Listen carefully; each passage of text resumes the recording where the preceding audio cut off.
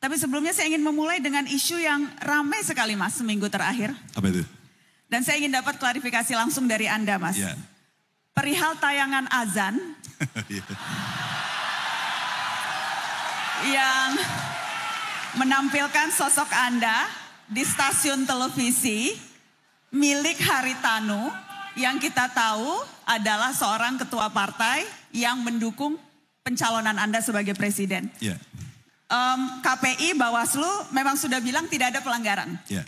Tapi video azan itu sudah menimbulkan banyak persepsi beragam di publik, Mas. Iya. Sampai sejauh ada yang bilang Ganjar Pranowo sedang memainkan politik identitas. Oke. Jadi saya mau tanya langsung ke Anda. Iya. Apa niatan dan maksud Anda, Mas? Masuk TV, berwudu, sholat, di tayangan azan? Iya. MNC punya tim kreatif kemudian mengajak saya dan saya pastikan dia punya kepentingan yang lain, apakah untuk company-nya, apakah untuk kepentingan yang lain. Dan kemudian dia mengajak saya dan saya sampaikan, saya tidak punya sejarah politik identitas. Identitas saya adalah yang seperti ini dan kita melakukan hal yang biasa dan kemudian semuanya menilai, hasil akhirnya Mbak Nana sudah sebutkan. Mas, diajak oleh MNC. Dan Anda katakan pasti punya kepentingan lain. Kalau kepentingan Anda pribadi mau diajak apa Mas? Saya sebenarnya diajak pada banyak program berikutnya dan nanti Mbak Nana boleh menunggu. Sudah kita siapkan program berikutnya yang lain dan pasti akan juga tayang di sana. Dan pada saat itu saya hanya mengingatkan kalau ini nanti masuk pada wilayah kampanye tolong dipertimbangkan. Kecuali bukan wilayah kampanye silakan Anda pakai. Dan itu akan terjadi. Apakah berarti Anda memanfaatkan masa belum kampanye ini ketika belum ada aturan yang spesifik akan menarget dan juga memanfaatkan Anda belum dinyatakan resmi sebagai calon presiden untuk menunjukkan Ganjar Pranowo seorang yang religius? Saya akan menunjukkan diri saya sendiri. Saya menunjukkan saya suka lari, saya menunjukkan apa saya komunikasi dengan masyarakat, saya menunjukkan sikap-sikap yang lebih jelas. Sekali lagi, saya tidak ada dalam sejarah politik menggunakan politik identitas. Boleh dicek. Jadi Anda membantah keras politik identitas bermain di azan itu? Mbak, ada identitas saya yang banyak dibaca. Mbak saja sudah mengidentifikasi saya dengan identitas saya. Pulang kampus? Pulang kampus. Di UGM. Tapi kemarin hari saya orang yang pernah kuliah di UI juga menyampaikan politik identitas saya. Mas Ganjar pakai batik, makara dong gitu. Identitas saya akan banyak, tapi itu tidak saya jual. Karena pada sisi yang lain, saya bertemu dengan Bante, saya bertemu dengan pendeta dan pastor, dan itu diupload lebih dulu sebelum cerita-cerita ini, dan kemudian muncul statement Mbak Nana yang saya agak terkejut. Baik. Mas Ganjar, tadi dengan Mas Anies, saya memulai perbincangan dengan membuka LHKPN, Mas. Silakan. Jadi saya juga ingin membuka LHKPN Mas Ganjar. Dengan senang hati. Yang memang sudah terbuka untuk publik, kita akan tunjukkan. Dan saya sudah laporkan LHKPN terakhir saya 5 hari, kurang lebih 3 hari setelah saya selesai. Mas, ini yang terbaru nggak ya Mas, ketika kekayaan Anda 13,45 miliar? Kira-kira segitu. Kira-kira segitu. Enggak, ini tahun 2022 Mbak. Ada yang lebih baru yang mungkin KPK belum melakukan dan sekali lagi 3 hari setelah saya pensiun sudah saya laporkan. Lebih kaya atau lebih miskin Mas? Ya masih segitu karena setelah itu saya punya hutang untuk bangun rumah saya di Jogja.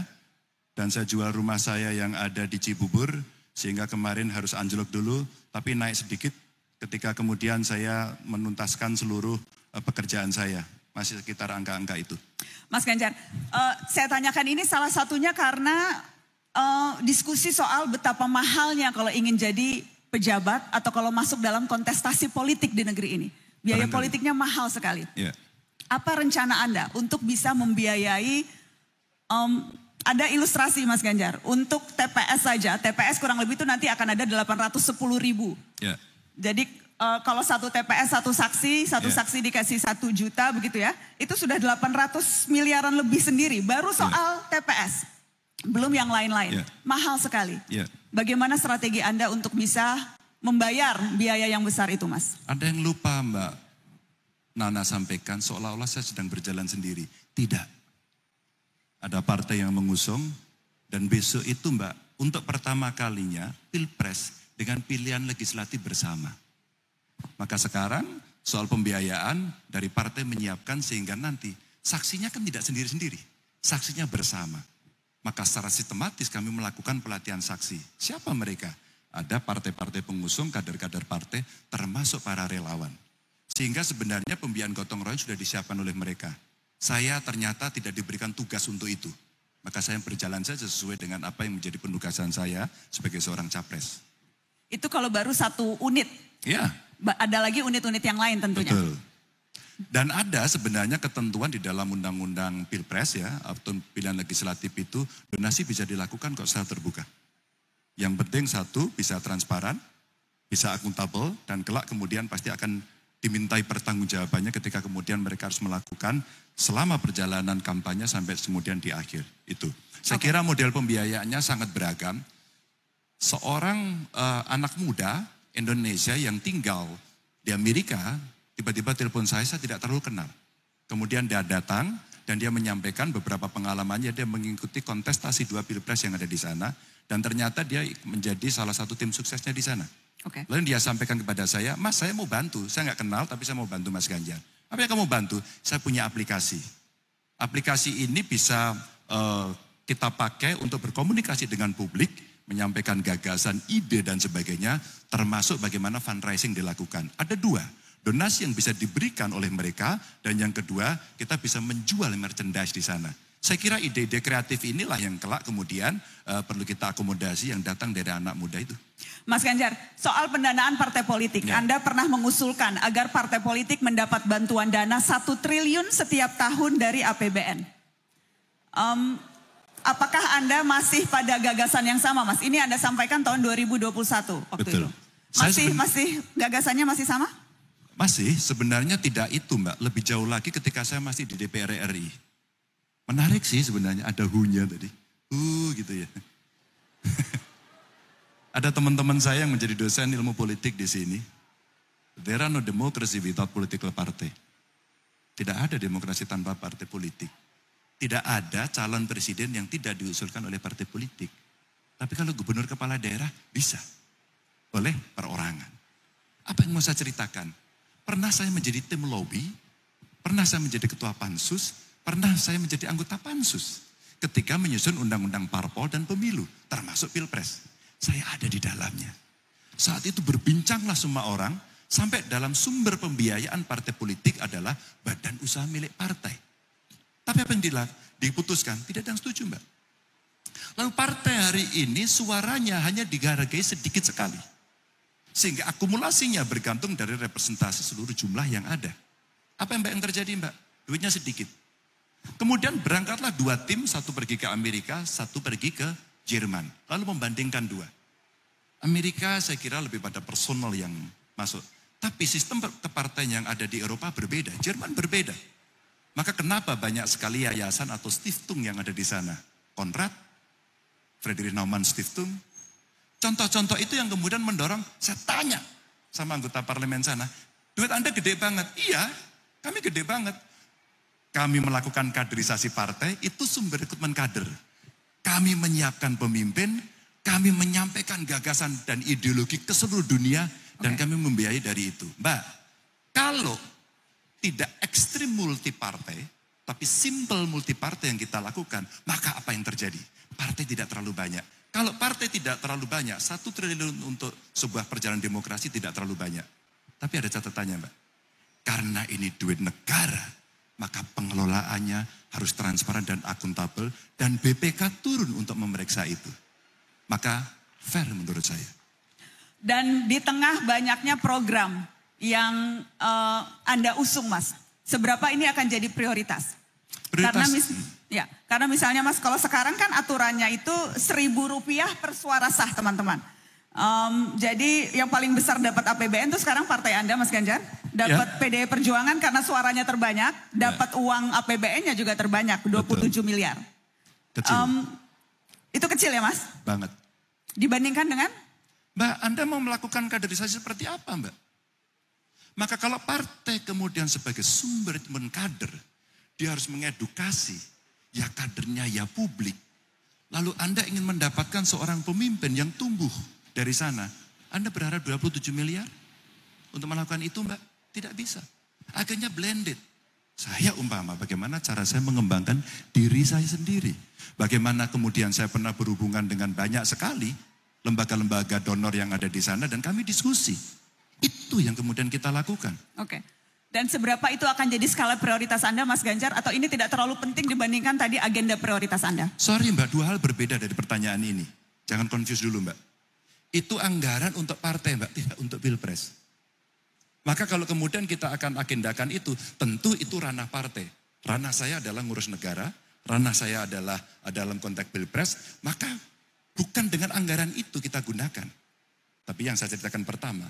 Lalu kami akan lakukan sudah yang tadi kami sampaikan 3 pondasi, enggak banyak Mbak. Pondasi pertama adalah bagaimana kemudian anggaran itu bisa naik, tidak bocor, kemudian kita bisa membiayai sekolah. Yang miskin bisa mendapatkan sekolah terbaik sampai di UGM ini atau di perguruan tinggi yang lain. Dan kemudian guru, dosen bisa mendapatkan penghasilan yang layak, risetnya bagus, persoalan diselesaikan oleh mereka secara kolaboratif. Digitalisasi pemerintahan agar governance lebih baik. Agar kemudian integritas terjaga dan sekali lagi Mbak, tidak bocor. Karena kalau kita ketemunya masih orang-orang terus-menerus, tidak bisa Mbak. Pasti akan terjadi negosiasi. Dan korupsinya mesti dibasmi. 3 saja yang menjadi fondasi utama. Baik, Mas Ganjar saya akan tunjukkan hasil polling apa topik yang ingin dibahas malam ini bersama Anda. Silahkan. Kita lihat ada pilihan 6 topik. Oh, yang paling tinggi korupsi dan penegakan hukum, Mas. Pasti. Jadi nyambung ke yang tadi Anda katakan soal itu. Oke, masuk ya. Masuk, Mas. Masuk. Nyambung ternyata. Masuk Pak Eko. Masuk, Mas Ganjar. Ya. Korupsi dan penegakan hukum, Mas. Saya mau tanya soal ini, Mas. Ketua Umum Anda, Mas, Ibu Megawati Soekarno Putri. Ibu Mega sempat mengeluarkan pernyataan, bubarin saja KPK, tidak efektif. Saya mau tanya, Anda sependapat dengan Ibu Ketua Umum? Dalam konteks penegakan hukum, boleh nggak ada slide yang bisa ditampilkan ya? Dari sisi hukum tadi itu. Baik dari jumlah penindakan kasus korupsi yang ada di Indonesia 2018-2022. Biar semua publik audiens tahu sikap saya sebagai capres. Agar tidak terjadi konfus siapa berpendapat, siapa yang sedang duduk di sini. Kita sambil tunggu slide-nya disiapkan, Mas. Silakan. Baik, lalu saya tanya, tantangannya tadi sudah saya sampaikan pada teman-teman ya. Yang pertama, kebiasaan kita korup. Kerja nyogok, mau dapat proyek nyogok, dan kemudian ketemu seseorang, ketangkap OTT KPK, siapa? Aktor. Analis aktor.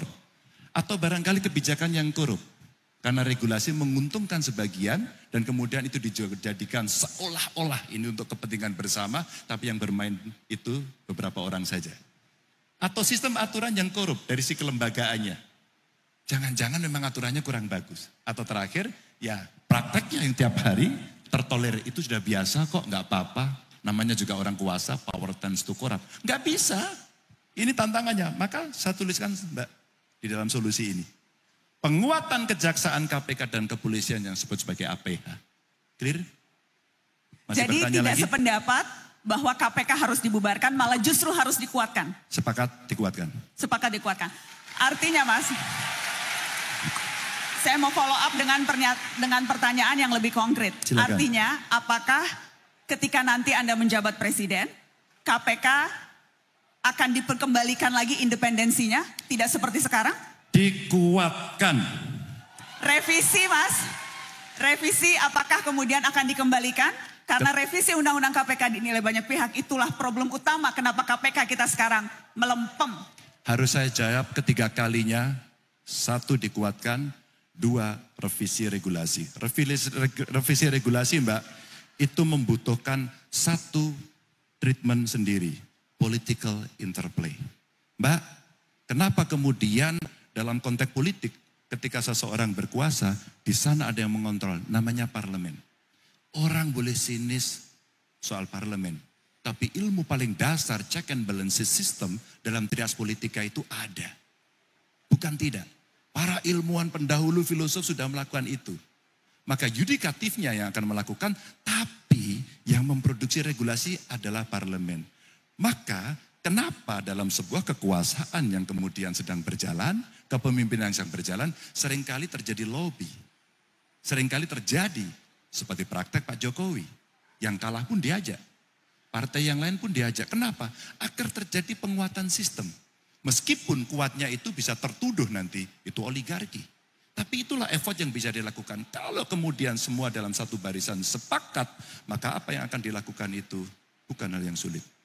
Penguatan lembaga, KPK Anda sudah memberikan komitmen akan memperkuat KPK. Bagaimana dengan polisi Mas Ganjar? Sama Mbak.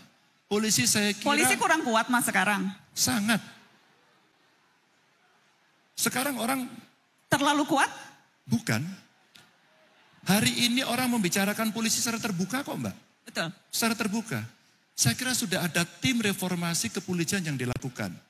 Orangnya juga banyak yang representatif dari banyak kelompok masyarakat. Dan salah satu nama yang saya ingat adalah Najwa Shihab. Anda tim reformasi percepatan reformasi hukum. Ya, saya termasuk salah satu di dalamnya. Sorry. Dan rekomendasi kami memang seperti itu Mas. Salah satunya itu. Dan menurut saya rekomendasi dari kelompok independen yang dibentuk oleh negara. Mewakili negara kan Mbak ya. Mestinya dipakai dong. Suka atau tidak suka, tinggal kita berbicara. Ketika itu iya, maka bagaimana caranya? Cara kemudian diberikan kepada publik sebagai bentuk partisipasi dan akuntability. Maka kemudian semuanya akan didorong bagaimana itu bisa lahir. Maka pada saat saya sekolah diajarkan oleh profesor saya, apa itu political interplay dan apa yang dimaksud sebagai political pressure. Agar kemudian itu bisa berjalan sesuai kehendak rakyat. Kehendak rakyat Mbak. Tinggal itu saja. Adakah satu ide konkret Mas soal reformasi kepolisian, hal yang akan Anda lakukan spesifik apakah dalam penguatan kelembagaan atau dalam hal seleksi masuk menjadi polisi atau dalam hal peningkatan kualitas profesionalisme mereka dari sekian banyak reformasi yang diperlukan di tubuh kepolisian ini, mana menurut Anda yang jadi urgent sekali? Dua. Satu sistem, dua aktor. Tidak ada yang tidak pernah mendengar pendekar keadilan yang luar biasa di Kejaksaan. Baharudin Lopa. Itu yang teriak mahasiswa hukum. Mahasiswa hukum dan orang Makassar seperti saya. Iya. Idola almarhum Pak Sulawesi Lopa. Barat ya, betul. Saya mengidolakan beliau. Apa yang terjadi? Ketika sistemnya baik, aktornya nggak baik, ternyata nggak jadi, Mbak. Ketika sistemnya kurang baik, aktornya lebih dominan, itu bisa lebih mendrive. Maka ada dua. Maka yang mesti dilakukan adalah sistem yang kemudian diperbaiki dan memilih aktor. Tentu ini bukan suatu yang mudah seperti ketika saya mengucapkan hari ini. Tapi harus saya sampaikan karena Anda bertanya. Mas Ganjar, kita akan lihat lagi. Boleh tadi nomor 2-nya apa ya? Nomor 1 kalau tidak tadi kan sudah. Nomor 2-nya soal lapangan kerja Mas Ganjar. Silakan. Lapangan kerja. Mas, Anda menyebut divisi Anda salah satunya. 100% lulusan terserap dunia kerja atau berusaha. Ya. Konkretnya apa Mas Ganjar? Apa strateginya ketika Anda menyebut 100% lulusan terserap dunia kerja? Siapa sih Mbak yang bisa menentukan bahwa calon tenaga kerja ini kualifikasinya seperti ini? Industri dong. Perusahaan dong. Pertanyaan berikutnya. Teori lama mengatakan adakah link and match dengan dunia pendidikan? Teori lama Mbak. Diomongkan terus sih tapi. Maka konkretnya adalah bagaimana link engagement ini betul-betul bisa dilakukan. Berapa kebutuhan tenaga kerja, spesifikasinya apa, kapan dibutuhkan. Maka seperti cerita manpower planning, itu bisa dilakukan dari awal kok. Buat saya, kasih aja penugasan di kampus. Kasih penugasan di sekolah vokasi. Saya punya cerita kecil, saya tidak tahu apakah cukup bisa mewakili ya Mbak ya. Saya berasal dari orang keluarga tidak mampu dan kami bersusah payah untuk bisa kuliah dan lulus dari sini. Dan itu merubah nasib keluarga kami. Dendam, jelek ya Mbak dendam, tapi harus saya ungkapkan jujur, saya dendam pada kemiskinan. Maka pada saat saya menjadi gubernur saya buat SMK Jateng. 3 Mbak sebagai uji coba. Hanya menerima dari kelompok miskin. Ketat, kami bayar penuh, boarding school, Mbak, sampai hari ini 100% lulusannya terserap. Dan pada saat itu di tengahnya kita bekerja sama dengan industri. Industrinya saya izinkan, Mbak, sebagai teaching industry dan mereka boleh merubah kurikulum. Pertanyaan saya, apakah kita di dunia pendidikan mau dan mampu untuk melakukan fitting, adjust, adaptasi dengan kondisi itu? Mbak, kalau itu terpenuhi, maka ya kita siapkan. Saya ingat teman saya yang sekolah di Australia. Mungkin temannya Mbak Nana juga ya. Mas Ganjar, di Australia itu, tren kebutuhan tenaga kerja itu disesuaikan selalu dengan dunia pendidikan. Kalau trennya hari ini mining, maka banyak sekali perguruan tinggi menambah kerja fakultas mining. Tapi sekarang sudah dengan IT, banyak sekali yang kemudian miningnya dikurangi, sosial politiknya dikurangi, dia kembangkan itu. Maka itu menjadi sesuatu yang dinamis. Inilah yang kemudian mesti kita siapkan menuju ke sana. Oke. Mas Ganjar, karena kan kalau ngelihat datanya, faktanya tingkat pengangguran saat ini justru di jenjang yang lebih tinggi.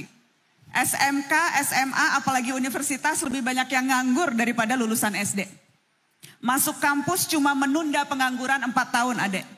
Jadi sarjana tidak membuat kemungkinan kalian diterima kerja lebih tinggi. Itu faktanya, itu datanya. Okay. Itu problem yang tadi Anda sebutkan. Yeah.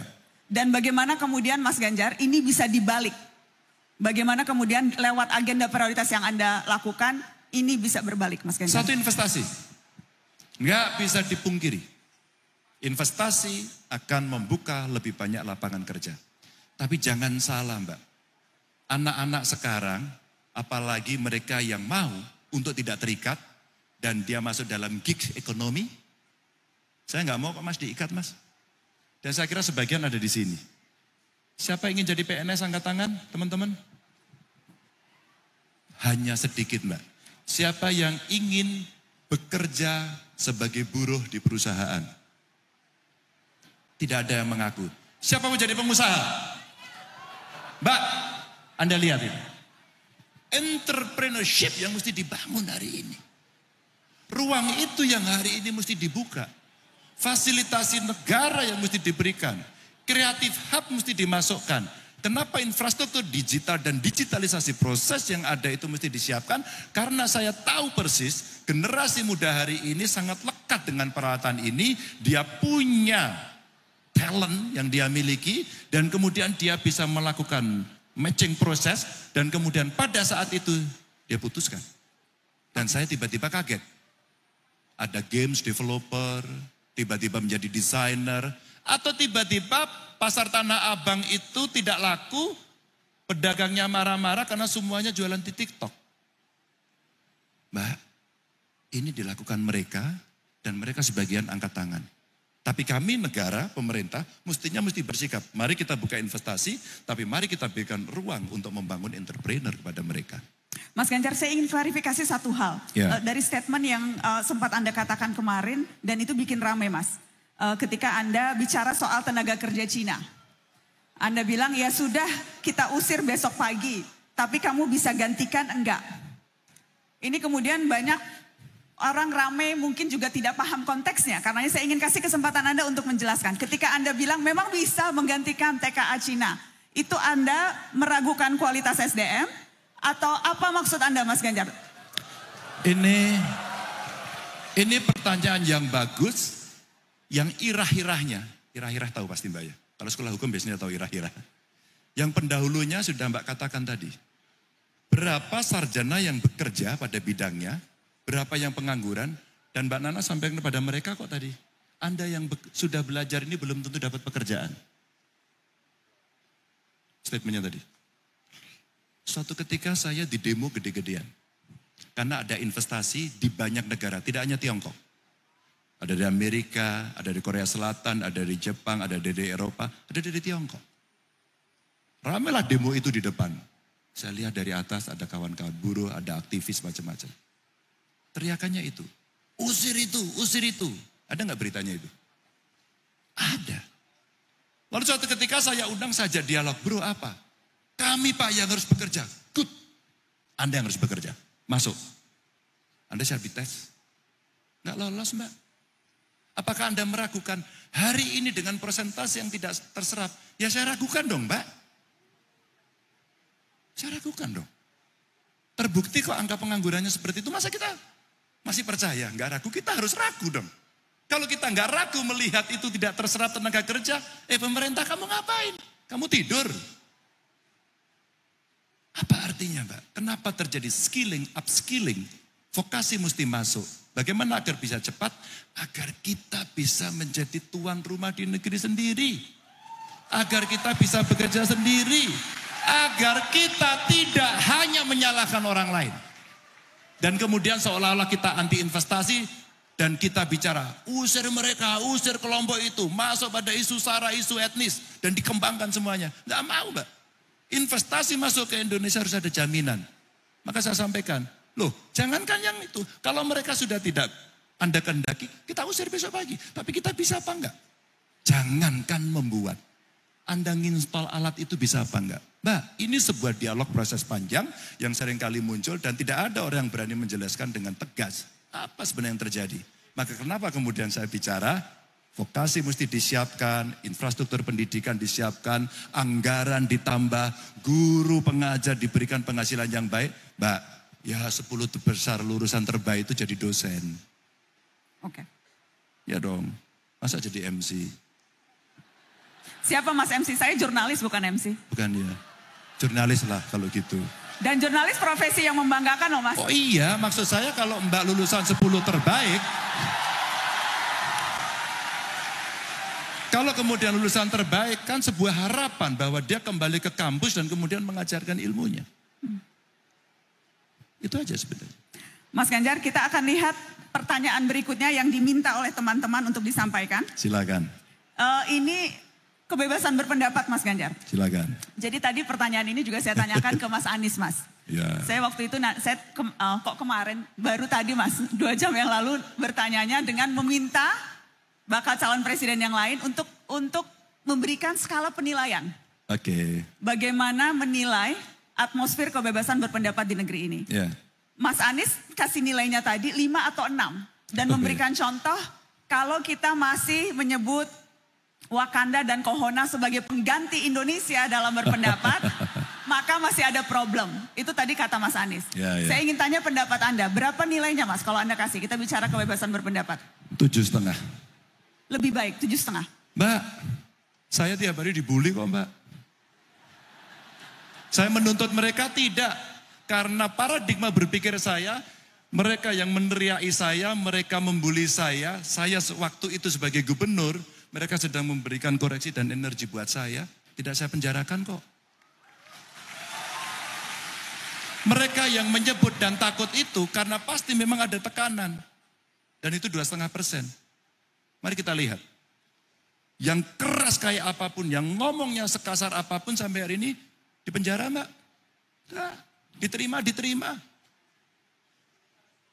Kalau kita melihat seperti itu, oh Mbak, hari ini yang namanya medsos, aku keluarin dulu dong.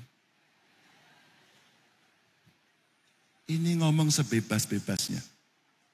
Setelah saya acara ini, aku yakin nanti 1 jam setelah ini, banyak omongan-omongan yang dipotong dan kemudian dikomentari. Apakah saya akan menuntut? No, tidak.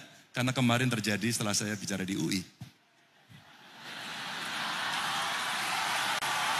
Pada saat saya bicara di UI, dosen pembimbing saya semuanya, Mas Ganjar terima kasih.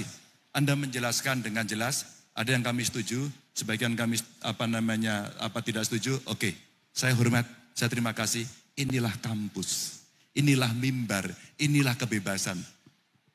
Ada catatan ini. Mas Ganjar masa digituin? Anda jelaskan dong. Saya tidak perlu, karena dia anonim, dia pengecut, bukan seorang pemberani. Oke. Mas Ganjar, itu kalau bicara Mas Ganjar sebagai pribadi dan pejabat publik menanggapi itu. Tapi kalau bicara data, lain lagi datanya Mas Ganjar. Silakan. Kontras misalnya bicara data dalam kurun waktu Juni 2022 sampai Juli 2023 setidaknya ada 183 peristiwa pelanggaran hak terhadap kebebasan berekspresi. Yeah. Mulai dari serangan fisik, digital, penggunaan perangkat hukum hingga intimidasi. Oke. Jadi ya Ya. Masih problem kalau kita bicara data. Bukan Oke. hanya sekedar persepsi, Mas Ganjar. Saya kasih komen. Silakan, Mas. Perbandingannya berapa? Sayang tidak ada perbandingan. Umpama sekian orang berbicara, Kontras atau siapapun lembaganya melakukan riset. Inilah ujaran-ujaran umpama. Hate speech. Inilah hoax. Inilah bully. Terus kemudian dari sekian yang ada, sekian ditangkap. Kalau itu bisa dihadirkan di forum ini, maka kita boleh. Kalau persentasenya itu terlalu tinggi, sayang salah. Mas, Saya akan akui. bukankah satu saja sudah terlalu banyak kalau orang harus terintimidasi karena Oke. pendapat pandangannya? Oke. Kalau kemudian apa yang itu yang Anda, satu orang saja tidak. Ketika kemudian yang lain tersinggung, apakah kita akan membiarkan seperti saya membiarkan mereka? Maksudnya, Mas? Mbak, saya tidak pernah menuntut. Tapi ketika kemudian aparat penegak hukum katakan ya melihat, Mbak Nana kemarin nyerang Ganjar dan Anda melanggar A, B, C, D, Anda dihukum nggak? Satu saja. Ini hukum atau bukan? Kalau iya, maka hukum dengan sistemnya akan punya tempat untuk mereka melakukan appeal. Dia mau banding, dia mau kasasi. Tapi kalau satu kemudian dicatat dan ya mas satu saja tidak, ya udah kalau gitu bebas saja. Saya mau maki kalian di depan dengan kalimat yang kasar, dengan kebun binatang. Apakah itu Mbak Indonesia? Apakah itu yang dimaksud budi pekerti? Apakah itu guru-guru kami mengajarkan kepada kami sehingga kami saling tidak hormat antar sesama? Yang mana Mbak? Kalau Anda mau ekstrim pada tingkat itu, oke. Mas satu orang saja ini. Mbak nggak ada yang sempurna Mbak. Nggak bisa kita menjadi orang pemimpi pada soal itu. Kita mesti down to earth dan kita katakan, bro kamu salah. Kami minta maaf kamu atau dihukum. Persepsi atas orang takut berekspresi, Mas. Itu Ya. juga misalnya ditunjukkan lewat hasil survei. Oke. Indikator Politik Indonesia Ya. tahun 2002 misalnya menemukan 62% masyarakat semakin takut mengeluarkan pendapat. Oke. Dan itu dikatakan mereka yang usianya di bawah 40 tahun. Jadi Oke. generasi yang besar di era demokrasi. Sekali Ya. lagi ini persepsi, Ya. tapi ini persepsi yang terangkap oleh metodologi ilmiah atau survei. Oke. Saya cuma hanya ingin apakah setelah melihat ini mendengar data nilainya tetap 7,5 atau Anda ingin mengubah nilainya? Saya orang konsisten Mbak. Hitam atau putih bukan abu-abu. Tetap 7,5 walaupun data dan menunjukkan itu. Silakan. Karena Anda menampilkan data ini dan Anda menampilkan data sebelumnya dan saya challenge itu. Terima kasih Mas Ganjar. Sama-sama Mbak. Saya akan kasih kesempatan. Kenapa saya bilang terima kasih dengan sangat imut? Karena itu penanda bagian saya sudah selesai Mas. Sekarang saya mau lempar ke teman-teman yang ada di audience, teman-teman Civitas Akademika. Sebelum saya lempar random, saya akan mempersilahkan para dosen ya Mas. Yang sudah Silakan. kemudian juga saya dapat namanya dari teman-teman UGM. Ada Dr. Ari Sujito. Dosen Departemen Sosiologi Visipol UGM. Dr. Ari ada di mana? Hai Mas. Ya. Silakan. Terima kasih Mbak Nana. Selamat malam Mas Ganjar. Malam Mas. Mas, dari 3 dari 6 pilar yang tadi Mas Ganjar sebut, soal pangan, soal energi, soal pendidikan dan kesehatan. Saya ingin juga ajak Mas Ganjar, kira-kira 10 tahun lalu Anda kan sebagai Komisi 2 di DPR. Mas Ganjar juga kemudian jadi gubernur. Saya pengen Mas Ganjar bicara soal masa depan desa. Problem kemiskinan, ketimpangan dan sebagainya itu alamatnya rata-rata di desa. Iya. 75.400 sekian desa sejak Undang-Undang Desa Nomor 6 Tahun 2014 ada kemajuan yang cukup serius. Tetapi problem hari ini yang mungkin menjadi PR untuk dipecahkan buat Mas Ganjar adalah, dan ini menjadi problem kita masyarakat Indonesia adalah desa itu mengalami birokratisasi baru, sampah teknokrasi yang berlebihan. Akibatnya ruang mereka untuk membuat inovasi-inovasi itu mengalami keterbatasan. Sehingga kalau soal pangan, soal energi, mereka tidak dibenahi, mereka tidak diberdayakan. Saya agak ragu itu. Di antaranya saya ingin catat, sekarang terjadi fragmentasi kelembagaan. Kementerian Desa, Kementerian Dalam Negeri, dan Kementerian Keuangan. Betul. Saya mau challenge Mas Ganjar. Ya. Anda mau melakukan apa itu? Rubah. Dengan cara apa?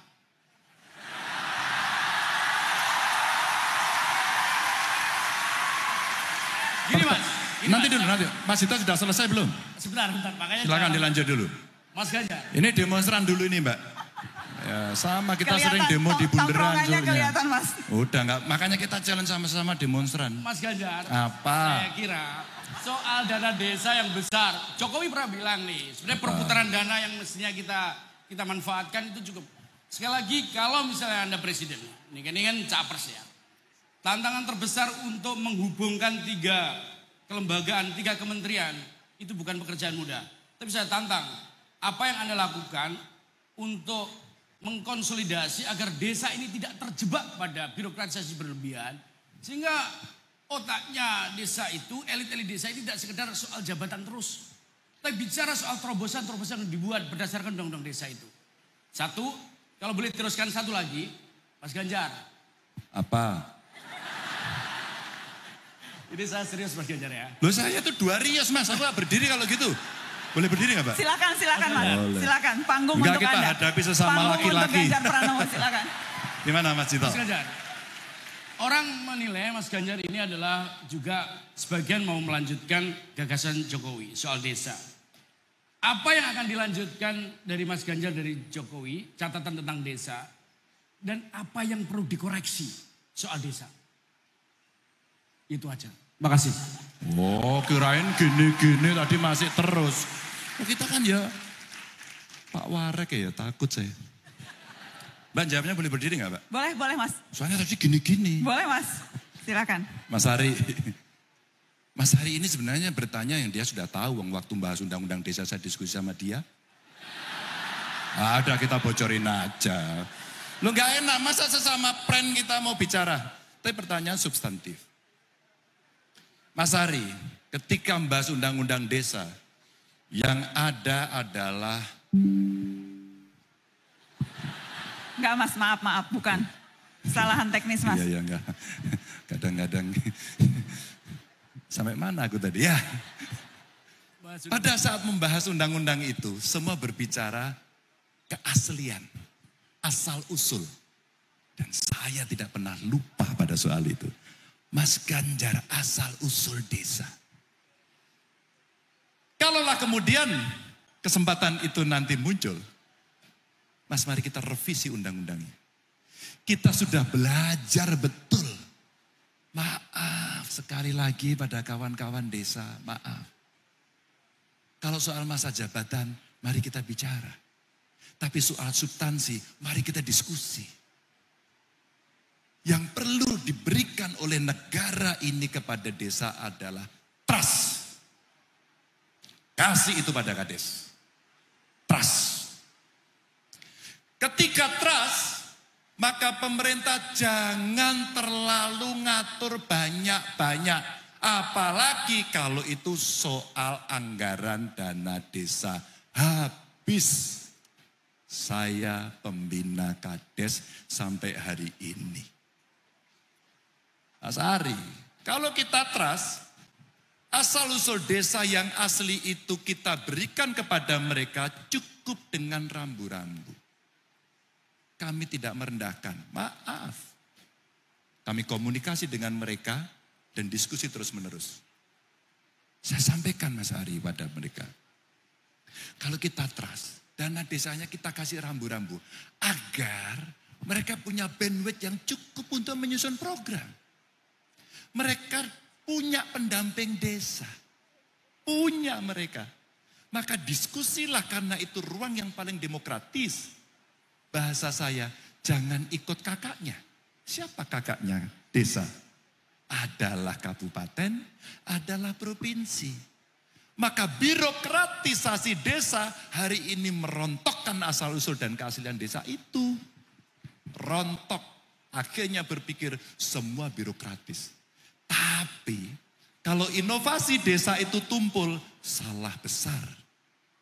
Tata kelola dana desa yang hari ini muncul dari inovasi yang ada, sudah masuk dalam sebuah buku yang dikeluarkan oleh Kementerian Keuangan. Sayang, kenapa tidak Menteri Desa? Saya mencatat juga. Sebagai orang yang memang secara moral saya ikut menyusun undang-undang desa dan waktu itu saya jadi gubernur. Kemudian kita treat mereka agar mereka punya pemikiran-pemikiran untuk dia berinovasi. Desa anti korupsi terbentuk. Desa inklusi terbentuk bahkan dengan keagama. Kita dorong mereka. Saya terima kasih Bu Rektor. Kawan-kawan mahasiswa kemudian KKN secara tematik dan menyelesaikan program itu. Mas, pada saat undang-undang desa itu akhirnya berjalan dan praktek itu berjalan saya sampaikan. Desa, Kemendes, dengan Kemdagri, hari ini saya bayangkan gini. Soal pemerintahan dalam negerinya, itu hanya sampai di kaki bagian bawah, tapi tidak sampai di telapak. Karena telapaknya terputus. Telapaknya siapa? Telapaknya ada di Kemendes. Maka inisiasi Kemendes sudah saatnya diarahkan bukan soal membagi dan mengkapling anggaran dana desamu buat apa, tapi memberikan fasilitasi agar potensi desanya bisa berkembang sesuai dengan yang ada di masing-masing. Baik. Begitu. Terima kasih Mas Ganjar. Kita akan kasih kesempatan yang berikutnya ya Mas. Ke Dr. RR Siti Murtiningsih, dosen Fakultas Filsafat UGM. Aku udah deg-degan loh Mbak. Hah? Saya pikir Siti Atikoh. Enggak, kalau itu ngobrolnya di rumah aja Mas. Okay. Silakan Bu Siti. Ya, selamat malam Mbak Nana. Terima Selamat kasih. malam, Ibu. Dan selamat malam Mas Ganjar. Selamat malam. Ya, Siti. saya selalu mengingat Mas Ganjar itu sejak tahun 80-90-an sampai sekarang itu masih tetap sama. Kesimpulan saya salah satu, Mas Ganjar selalu muda dan bahagia. Alhamdulillah Mas. Alhamdulillah. Mas ingat di depan ada Mbak Atikoh ya. Iya, baju saya sesak. Ya, saya sangat salut terhadap kesetiaan Mas Ganjar untuk keperpihakannya kepada kelompok kelas bawah gitu. Itu bisa disaksikan betapa Mas Ganjar sering saya ikutin gagasan-gagasannya untuk kelompok-kelompok rentan ini dengan cara belusukan ke desa-desa, kemudian menyapa kepada kelompok-kelompok rentan ini. Tetapi Mas Ganjar, sayangnya kalau kita ya bicara tentang narasi inklusivitas, itu biasanya seringkali itu kita hanya didasarkan pada problem keragaman identitas. Entah itu identitas keagamaan, entah itu gender atau suku. Tetapi dalam kebijakan publik, basis inklusivitas itu seharusnya bukan hanya identitas tetapi juga kelas saya kira. Nah karena minimnya isu kelas dalam narasi inklusivitas, banyak sekali kemudian kebijakan negara yang sangat merugikan kelas sosial tertentu. Sehingga konflik vertikal antara warga dan aparat negara itu tidak terhindarkan. Nah yang terbaru adalah kita bisa lihat konflik di Rempang dan kita juga masih ingat betul konflik yang di Kendeng yang terjadi justru saat Mas Ganjar ketika itu menjadi gubernur. Nah, wadas ya enggak Bu? Sekalian dong Bu. Oh iya. Karena saya akan sampaikan. Ya pertanyaan saya ingin tahu sebenarnya sejauh mana komitmen Mas Ganjar ini terhadap inklusivitas kelas dalam kebijakan publik. Jika ada konflik vertikal antara warga dan negara misalnya, apa yang kemudian Mas Ganjar akan lakukan? Nah itu satu, karena tadi Mas WR juga dua, saya tambah satu lagi. Boleh Ibu dijawab dulu ya Bu, mohon maaf siap. supaya kalau ada waktu nanti saya akan kasih kesempatan untuk Terima dilempar kasih. lagi. Terima Boleh kasih, Mas dijawab dulu? Ganjar. Terima kasih. Apa yang akan Mas Ganjar lakukan ketika itu terjadi? Pemimpin tertinggi harus turun tangan.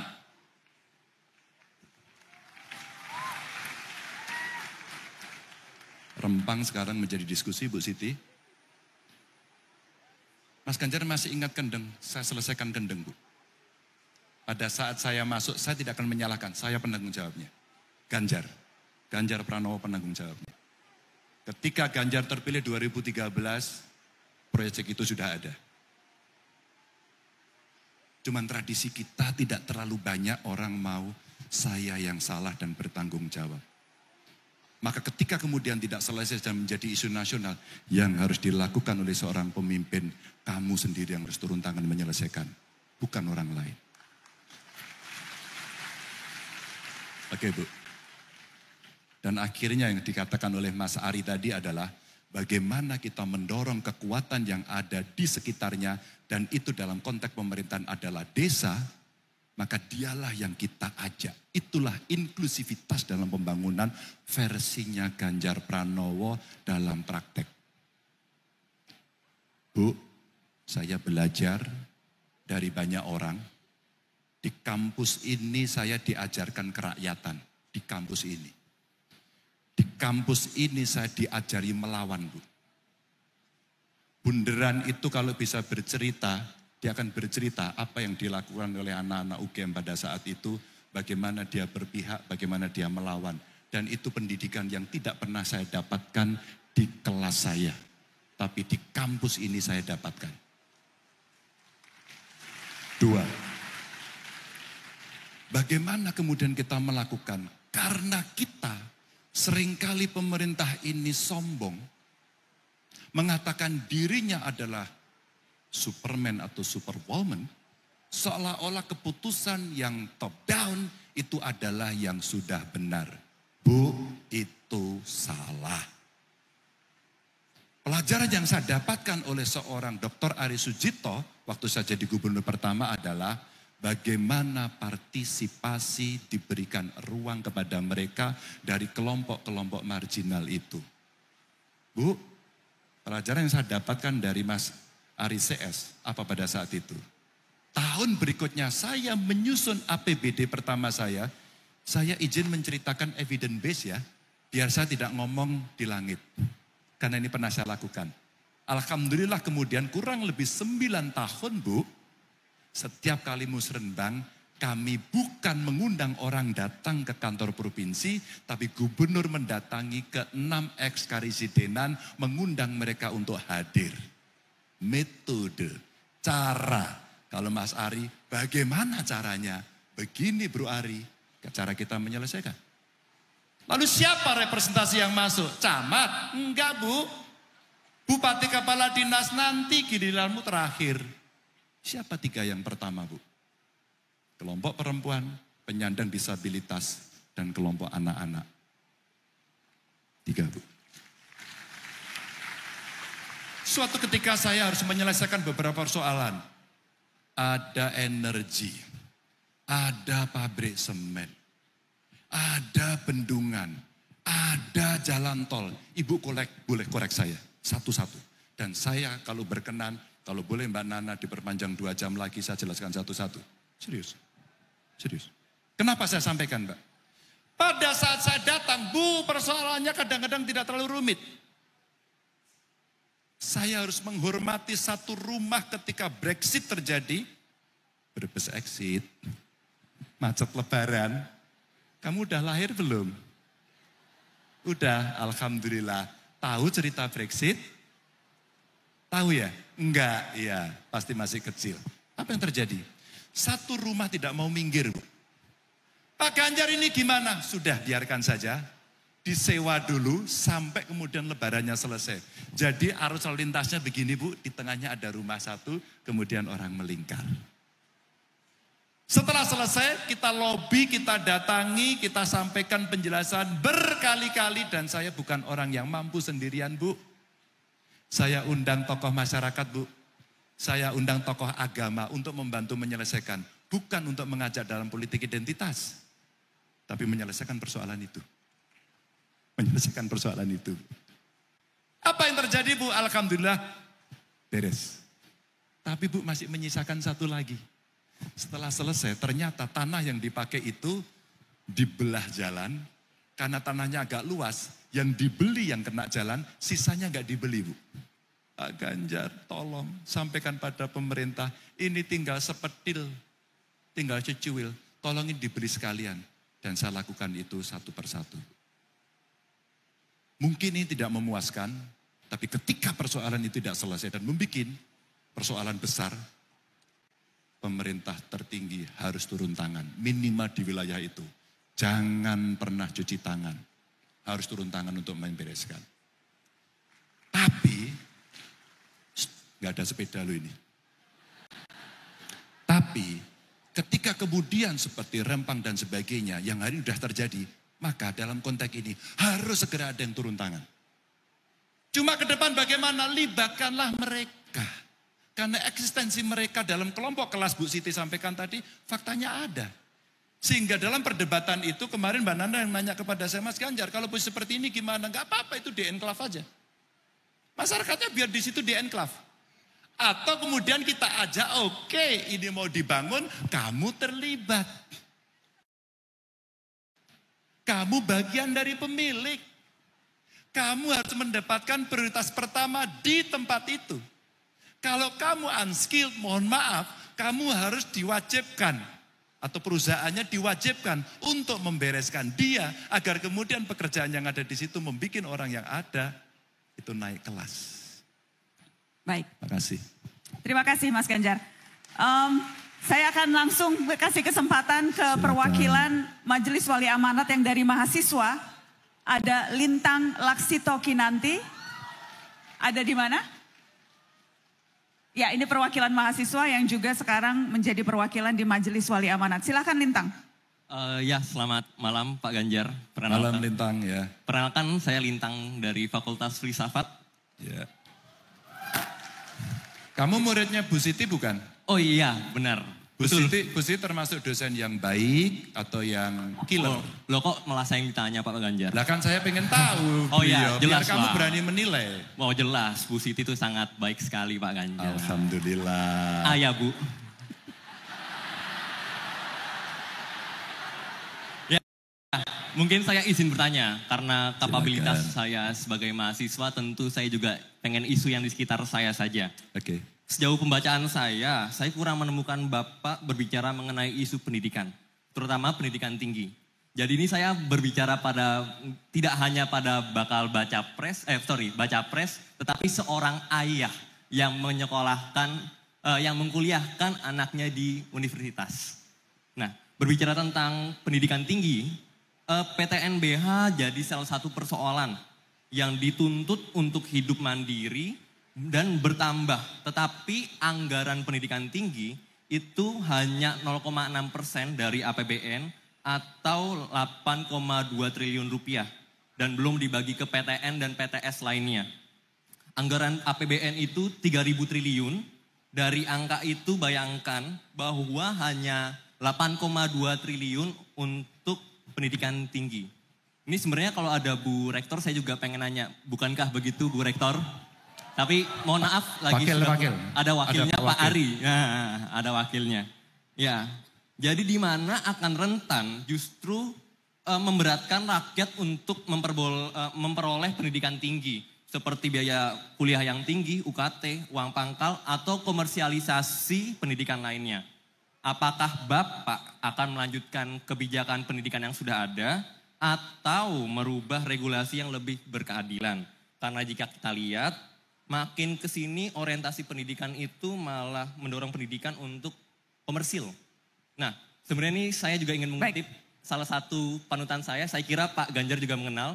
Pak Kusnadi Harjo Sumantri pernah berkata, mari bebaskan bangsa kita dengan pendidikan karena hakikat pendidikan adalah pembebasan manusia. Sekian, terima kasih. Terima kasih Lintang. Silakan Mas Ganjar. Lintang pernah baca bukunya Ivan Illich nggak? Gerakan pembebasan kalau nggak salah ya. Wah, mohon maaf belum. Ini kapabilitas saya rendah. Waktu itu kamu bagus banget tadi filsafat. Saya waktu demo itu dikasih buku, saya bisa lupa judulnya, kira-kira itulah. Di bukunya itu dikatakan, sekarang belajar sudah digantikan dengan sekolah. Camkan baik-baik. Pak Ganjar apa yang dilakukan? Kita rubah menjadi pendidikan yang berkeadilan. Oke Lintang. Bagaimana kemudian? Apakah PTNBH jalan? Jalan aja enggak apa-apa. Loh, oke. Siapa yang hari ini merasa diri dan keluarganya berasal dari keluarga tidak mampu? Oke. Tidak mampu? Boleh berdiri? Yo, siapa tadi yang ngaku? Kamu nggak angkat tangan toh? Betul? Boleh. Maaf. Jangan tersinggung ya, maaf. Orang tuanya kerja apa? Guru honorer, ngajar di mana? Di SD Negeri 2. Boleh tahu pendapatannya? 600-700, itu di mana itu? Di Gumelar, Banyumas. Guru SD honorer, negeri atau swasta? Negeri, SD Negeri. Negeri 2 Samudra. Good point. Apakah kamu kesulitan membayar sekolah di sini? Kebetulan saya bidik misi di Fakultas Kedokteran Gigi UGM.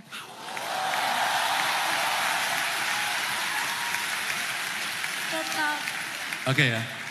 Ya, tetapi karena biaya praktikum dan alat bahan di kedokteran gigi itu tinggi dibandingkan fakultas lain, jadi ya masih kesulitan sekali sih Pak. Ya. Oke. Kira-kira berapa kebutuhanmu untuk membayar itu? Gimana Pak? Kira-kira kan kamu merasa, kamu sudah mendapatkan jaminan dari negara kan? Yes. Dapat ya? Iya. Masih mahal banget atau saya masih mampu?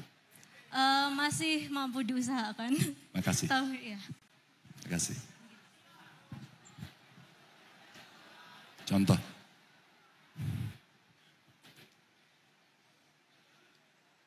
Dia Lintang, maaf ya, maaf. Dari keluarga tidak mampu. Dan dia memanfaatkan itu dan dia dapatkan. Apa bentuknya? Negara hadir kok membantu. PTNBH, tapi dia mendapatkan bidik misi.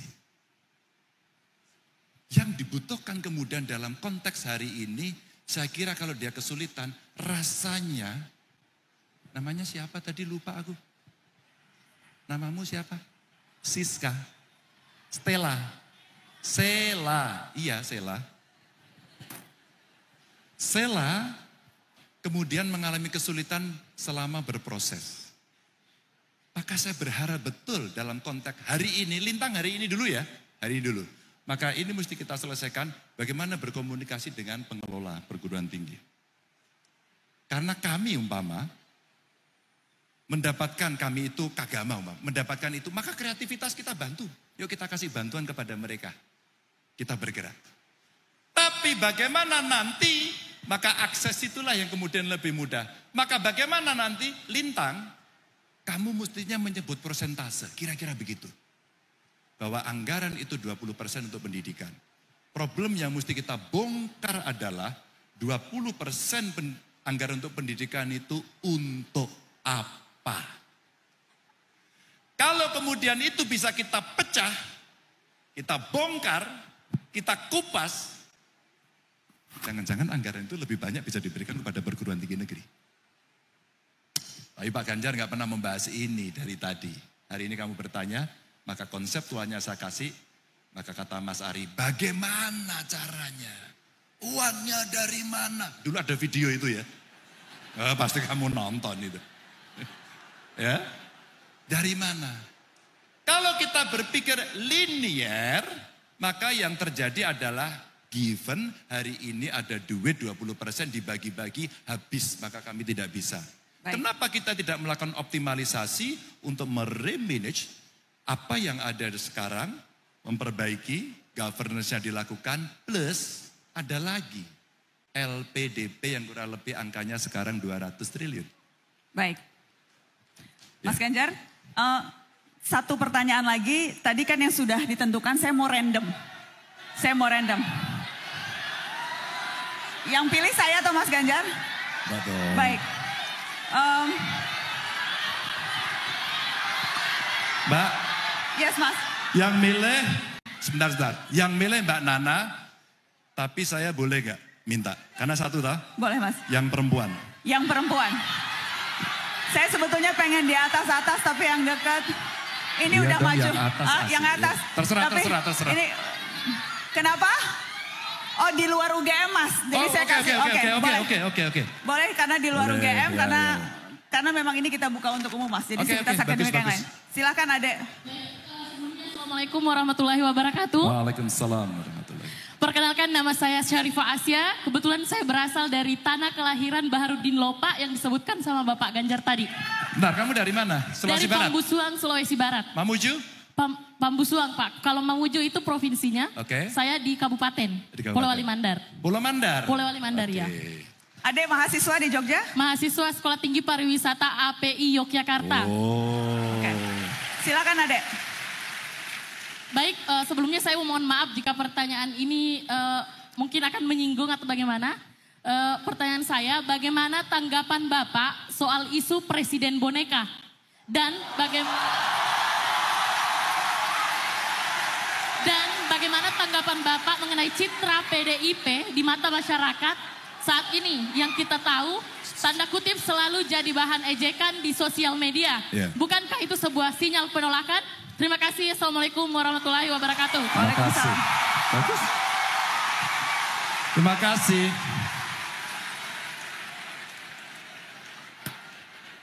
Presiden adalah presiden. Dia menjalankan amanat penuh dari konstitusi yang ada. Titik, tidak ada komanya. Oke? Dari waktu ke waktu, kamu bisa menilai bagaimana sebuah keputusan bisa diambil, seboneka apa mereka mendapatkan pengaruh dari luar. Apakah dari pengusungnya, apakah intervensi dari proksi negara lain, ataukah dari kelompok. Kalau kemudian satu persatu bisa diperbandingkan, maka penilaian itu akan bisa kamu dapatkan. Tapi presiden adalah orang yang disumpah untuk menjalankan konstitusi. Dia punya independensi penuh. Mas Ganjar, Anda mau menanggapi pertanyaan kedua tadi? Soal citra PDI Perjuangan yang tadi disebutkan, apakah Anda ingin menanggapi? Oh, oke. Tidak ada demokrasi tanpa partai politik dan saya katakan di awal. Teman-teman, saya mau cerita dikit ya. Saya ketika seusia Anda, saya sudah anggota partai. Dan semua orang nyinyir. Saat demo di Bundaran, saya ingin menyampaikan kepada teman-teman, berdiskusi sama teman. Kita demo terus kok nggak pernah ada hasil. Apa yang mesti kita lakukan? Kita harus masuk dalam sistem untuk bisa mengambil keputusan. Saya masuk partai dan saya diledek. Lalu saya menjadi anggota DPR dan saya bukan berhasil lah. Akhirnya diminta untuk memimpin beberapa pansus, parlemen rules umpama.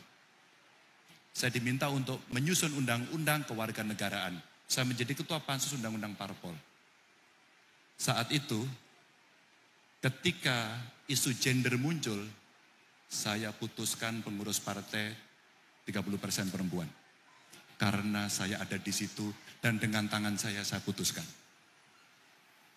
Manfaat. Saya sekolah di UGM, saya tidak pernah lupa akan sejarah UGM, bagaimana keraton, kampus, dan kampung itu jadi satu. Pada saat itulah peran Sri Sultan Hamengkubuwono IX besarnya minta ampun. Beberapa partai tidak setuju undang-undang keistimewaan. 10 menit saya putuskan ketua panjanya namanya Ganjar Pranowo. Sejak putusan itu undang-undang keistimewaan lahir setelah belasan tahun tidak pernah putus. 2. 3. Saya akhirnya jadi gubernur. Dipercaya oleh masyarakat. Saya hanya minta satu saja. Halo? Saya hanya minta satu saja. Karena saya juga pengagum Baharudin Lopa. Saya hanya minta satu. Tidak ada korupsi. Maaf, kemarin di UI saya ceritakan. Saya harus mencopot 2 kepala dinas saya karena terindikasi korupsi dan dia ngaku sebelum pengadilan. Karena saya harus berani memutuskan itu tanpa menunggu. Anti korupsi. Keempat. Baik. Ketika tadi saya ceritakan ke Mbak Nana dan audiens, saya dari keluarga tidak mampu deh.